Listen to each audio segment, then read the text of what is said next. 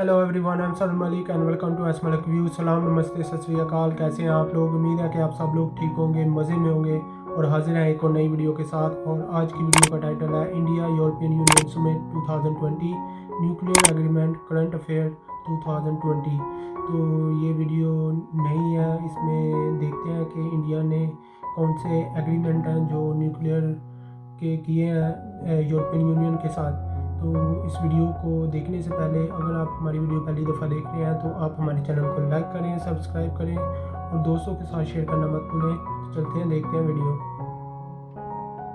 15 जुलाई 2020 को एक बहुत ही इंपॉर्टेंट वर्चुअल समिट हुआ है बिटवीन यूरोपियन यूनियन और द रिपब्लिक ऑफ इंडिया। यहाँ पे आप देख पाएंगे वर्चुअल समिट की इमेज है। Virtual summit because of covid pandemic obviously, मगर वैसे ये जो समिट था इसको होना चाहिए था मार्च 2020 में। कुछ महीने इसको डिले कर दिया गया बिकॉज ऑफ द पेंडेमिक। इस पूरे समिट में इन सब इश्यूज पर फोकस किया गया। Climate change, pharmaceuticals, energy. Energy एक बहुत ही इंपॉर्टेंट कंपोनेंट था इस पूरे समिट का। बाकी और भी वेरियस इश्यूज पर जैसे कि कंपटीशन पॉलिसी, सस्टेनेबल डेवलपमेंट, मगर प्राइमरी हमारा फोकस रहेगा यहाँ पर ऑन एनर्जी। स्पेसिफिकली अगर हम यहाँ पर कहें न्यूक्लियर एनर्जी। ना जो ये समिट है ये अपने आप में काफी इंपॉर्टेंट है क्योंकि आखिरी बार जो इंडिया यूरोप का समिट हुआ था, 14वां इंडिया यूरोपियन समिट, ये हुआ था 2017 में। तो 3 साल बाद ऐसा एक समिट हो रहा है। So it is very important for UPSC perspective. तो डिस्कस करते हैं यहाँ पर कि इंडिया और यूरोपियन यूनियन ने कौन सा न्यूक्लियर एग्रीमेंट साइन किया है और इससे क्या बेनिफिट होगा इंडिया को। काफी कुछ आपको जानने को मिलेगा। So lot to know, lot to discuss as always. But before we begin, go to Google play store, download the study IQ education app. यहाँ पे आप परचेज कर सकते हैं हमारा फ्लैगशिप यूपीएससी कोर्स, जिससे आप आईएएस की तैयारी घर बैठे या कहीं भी कर पाएंगे।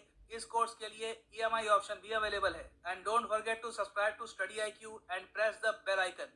Now first of all, European union जिसके हेडक्वार्टर्स कहाँ पर है? इन ब्रसल्स। ब्रसल्स राजधानी है बेल्जियम की। तो यूरोपियन यूनियन से रिसेंटली एक देश बाहर निकला है, यूके। तो यूके के ब्रेक्जिट के बाद आज के समय टोटल यहाँ पर 27 कंट्रीज बची हैं, जिनकी लिस्ट यहाँ पे आपके सामने है। Denmark, Sweden, Finland, France, Germany, बहुत ही एडवांस कंट्रीज। और यूरोपियन यूनियन को आप अगर ओवरऑल देखो तो एक बहुत ही पावरफुल ग्रुप है।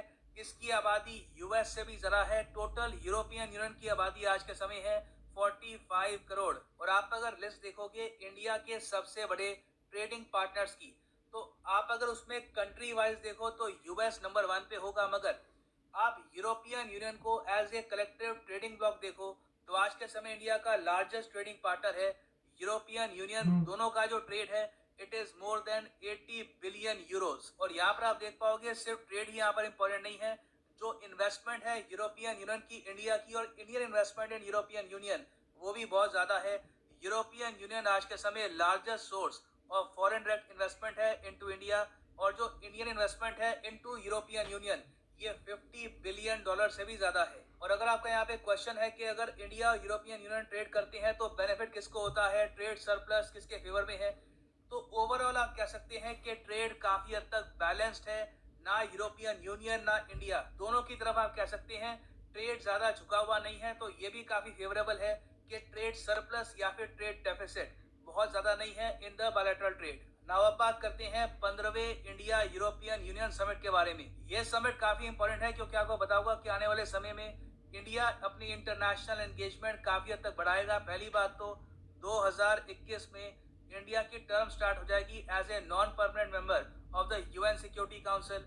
और फिर 2022 में इंडिया G20 समिट को भी होस्ट करेगा। तो ऐसे टाइम में अगर इंडिया यूरोपियन यूनियन के साथ अपनी जो एंगेजमेंट है ये बढ़ाता है तो it will definitely benefit India, क्योंकि बहुत सी यूरोपियन यूनियन कंट्रीज आपको G20 में मिलेंगी। और उसके अलावा यूएन सिक्योरिटी काउंसिल में भी हमेशा से यूरोपियन कंट्रीज की एक सिग्निफिकेंट डोमिनेंस रही है। तो जो 15वां समिट था इसमें बहुत से इश्यूज पे बातचीत करी गई है, जैसे कि वाटर, एयर क्वालिटी। अब अगर हम प्राइमरली बात करें न्यूक्लियर एनर्जी की, तो एक बहुत ही इंपॉर्टेंट एग्रीमेंट साइन किया गया है जिसका नाम एग्जाम पर्सपेक्टिव से काफी इंपॉर्टेंट है। This agreement is Euratom India agreement. अब जो यहाँ पे आप शब्द देख रहे हो यूराटॉम, ये अपने आप में एक बहुत ही इंपॉर्टेंट एग्रीमेंट है जो साइन किया गया था यूरोपियन यूनियन की कंट्रीज द्वारा इन 1957। इसकी फुल फॉर्म है यूरोपियन एटॉमिक एनर्जी कम्युनिटी। अब ये देखो यूरोपियन यूनियन के बिल्कुल अंडर तो नहीं आता, मगर बहुत सारी जो कंट्रीज है इन द यूरोपियन यूनियन वो इसकी पार्ट है।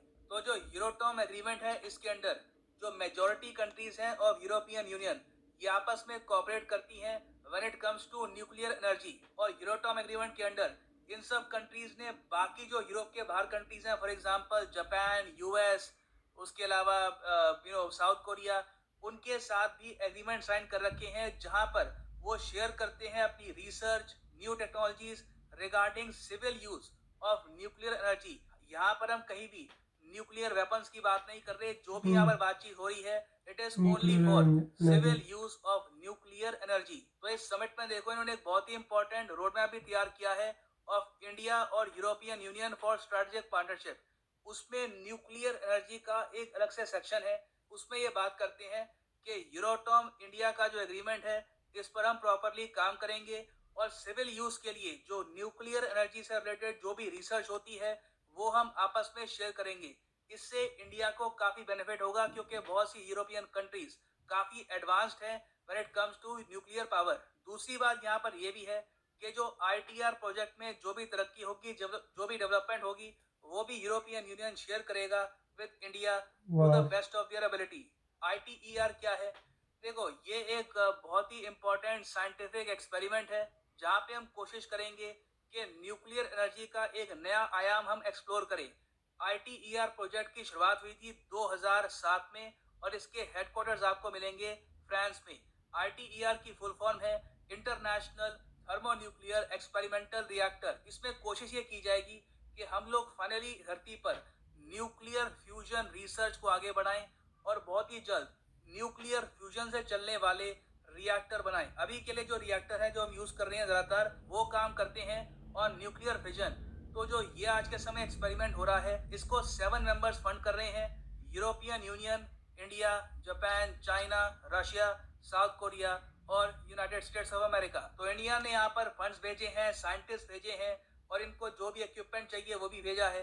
तो इन द फ्यूचर यहाँ पर जो भी रिसर्च होती है, जो भी तरक्की होती है उसको प्रॉपर तरीके से शेयर किया जाएगा with India under the Euratom India agreement. So this is very important. बाकी आप अगर देखो तो फ्रांस जो एक यूरोपियन यूनियन की कंट्री है उसकी बहुत ही डीप कोऑपरेशन है with India when it comes to nuclear power. France और इंडिया आज के समय महाराष्ट्र में जैतापुर न्यूक्लियर पावर प्रोजेक्ट पे काम कर रहे हैं। अभी के लिए ये एक प्रपोज प्रोजेक्ट है। बताया जा रहा है कि जब ये कंप्लीट होगा तो यहाँ पर 6 रिएक्टर होंगे। तो आप देख सकते हैं कि ग्राउंड लेवल पर ऑलरेडी काफी काम चल रहा है।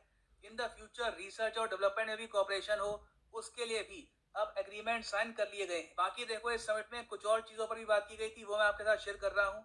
ये डिस्कस किया गया कि इंडिया और यूरोपियन यूनियन मिलके कैसे लड़ सकते हैं अगेंस्ट द कोविड-19 पैंडेमिक। और ये भी डिस्कस किया गया कि जो वर्ल्ड हेल्थ ऑर्गेनाइजेशन है इसमें इम्प्रूवमेंट की काफी गुंजाइश है, तो इसमें भी इंडिया और यूरोपियन यूनियन मिलकर काम करेंगे। फिर आउटर स्पेस का इशू डिस्कस किया गया। हालांकि कुछ कॉन्क्रीट यहाँ पर प्रोजेक्ट की डिस्कशन हुई नहीं है, मगर इन्होंने ये कहा है कि इन द फ्यूचर डिस्कस करेंगे कि इंडिया और यूरोपियन यूनियन मिलकर किस तरीके से अर्थ ऑब्जर्वेशन सैटेलाइट नेविगेशन और स्पेस साइंस में भी मिलकर काम कर सकें। So they will try to explore opportunities of cooperation in space related matters in the UN framework. इस सब के अलावा इंडिया ने यह भी कहा कि इंडिया कंप्लीटली कमिटेड है to the Paris climate deal और इंडिया स्ट्रेंथन करेगा India European clean energy and climate partnership को। और यूरोपियन यूनियन ने भी ये कहा कि जो इंडिया का आइडिया है for the coalition for disaster resilient infrastructure CDRI, इसको भी यूरोपियन यूनियन सपोर्ट करेगा on UN and various other international platforms. Security की जहां तक बात आती है तो ये डिस्कस किया गया कि इंडिया और यूरोपियन यूनियन आपस में जो अपनी मिलिट्रीज है, जो अपनी नेवी है, उसकी एंगेजमेंट बढ़ाएंगे। काउंटर टेररिज्म को लेकर यहाँ पे बात की गई। फिर एक काफी इंपॉर्टेंट एस्पेक्ट ये भी है कि जो यूरोपियन यूनियन नेवल फोर्स है जिसको ये कहते हैं यूना V4 अटलांटा, इसकी जो एंगेजमेंट है इंडियन नेवी से इन द इंडियन ओशन, ये भी यूरोपियन यूनियन काफी हद तक बढ़ाना चाहता है। ये अपने आप में एक डिफरेंट टॉपिक है, इस पर इन द फ्यूचर काफी डेवलपमेंट्स आपको देखने को मिलेगी, तो उस पर मैं अलग से वीडियो ले आऊंगा। For the time being this is right now बहुत ही जबरदस्त वीडियो है यार। Thanks for listening and as always वाह, सो गाइस वीडियो देखी। ये वीडियो थी इंडियन यूरोपियन यूनियन की जो समिट हुई है 2020 कल हुई थी, और ये जो एग्रीमेंट्स इंडिया ने साइन किए हैं उनके साथ, तो ये बहुत ही ज़बरदस्त इंडिया के लिए न्यूज़ है कि जो एनर्जी के सेक्टर में जो काम हो रहा है, न्यूक्लियर एनर्जी, उसमें यूरोपियन यूनियन के साथ इंडिया मिलकर काम करेगा। और इसके अलावा उन्होंने जैसा कि बताया कि जो इनका ट्रेड है ऑलरेडी बहुत ज़्यादा है इंडिया का और यूरोपियन यूनियन का, जैसा कि 80 बिलियन यूएस डॉलर से ज़्यादा का ट्रेड है in between these two European union and India. तो ये भी एक ज़बरदस्त खबर है, और इससे क्या है कि किसी को फ़ायदा तो हो रहा है, नुकसान नहीं है, क्योंकि यहाँ ऐसे होता है ना, सरप्लस हो जाता है। जैसा कि अगर आप इंपोर्ट ज़्यादा कर रहे हो और एक्सपोर्ट कम कर रहे हो, तो इसके साथ ये होता है कि आपका जो डॉलर है, अगर आपकी कंट्री में कम आता है और बाहर ज़्यादा जाता है, तो उससे कंट्री को नुकसान होता है। मगर इसमें तकरीबन जो बैलेंस है 39 बिलियन और 38 बिलियन, तो 1-2 बिलियन इंडिया ज़्यादा ही है यूरोपियन यूनियन जो ट्रेड करते हैं इकट्ठे।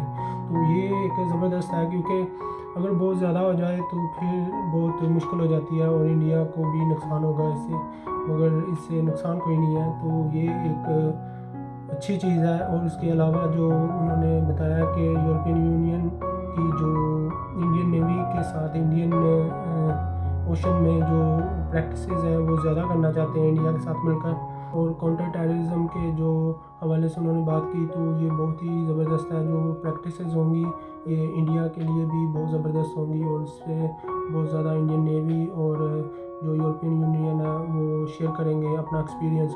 और इसके साथ साथ जैसा कि इंडिया और इसके अलावा रशिया, यूएसए, साउथ कोरिया और यूरोपियन यूनियन के साथ ये एक अलग से एग्रीमेंट्स हैं इनके, तो ये समिट जो है बहुत ही ज़बरदस्त इंडिया के लिए। और G20 में जिस तरह से इंडिया नॉन मेंबर की तरह वो पार्टिसिपेट करता है, तो ये भी एक ज़बरदस्त परमानेंट मेंबर हो जाएगा इंडिया भी G20 का।